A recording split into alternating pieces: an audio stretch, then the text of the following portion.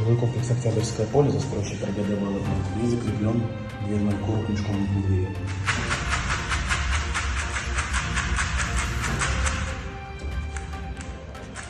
В малом санузле отсутствует отверстие вентиляционного канала.